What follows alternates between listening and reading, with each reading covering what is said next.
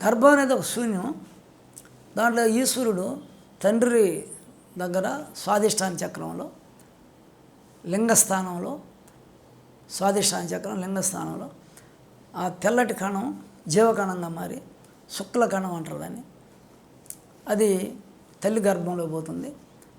పార్వతి రక్త బిందువు తల్లికి స్వాధిష్టానంలో గర్భసంచిలో జీవకణంగా మారి శోణితంగా మారి ఇది పోయి తండ్రి కణంతో కలుస్తుంది గర్భంలో.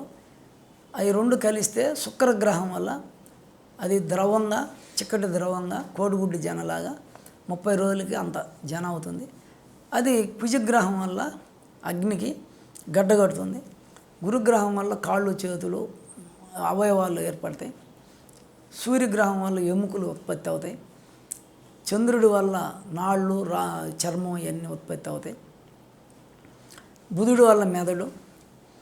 9 నెలల్లో 9 గ్రహాల సహాయంతో ఇది ఉత్పత్తి అయ్యి సూర్యగ్రహంతో ప్రసవం జరుగుతుంది.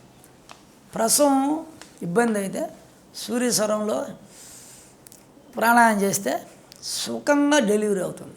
ఆపరేషన్ చేయబడి నొప్పులు వచ్చినప్పుడు ఆ ప్రసవం అవ్వాల్సిన ఆమె సూర్యస్వరాన్ని ఆడిస్తే తీసుకొని వదిలితే సుఖంగా డెలివరీ అవుతుంది, సుఖప్రసవం అవుతుంది ఆపరేషన్ లేకుండా.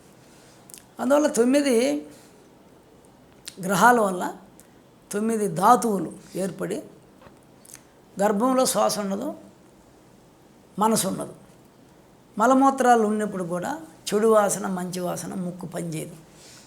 ఈ మొత్తం కూడా పంచ శబ్దస్పర్శ రూపరస గంధాదులు పంచ తన్మాత్రలు అంటారు. శబ్దస్పర్శ రూపరస పనిచేయవు.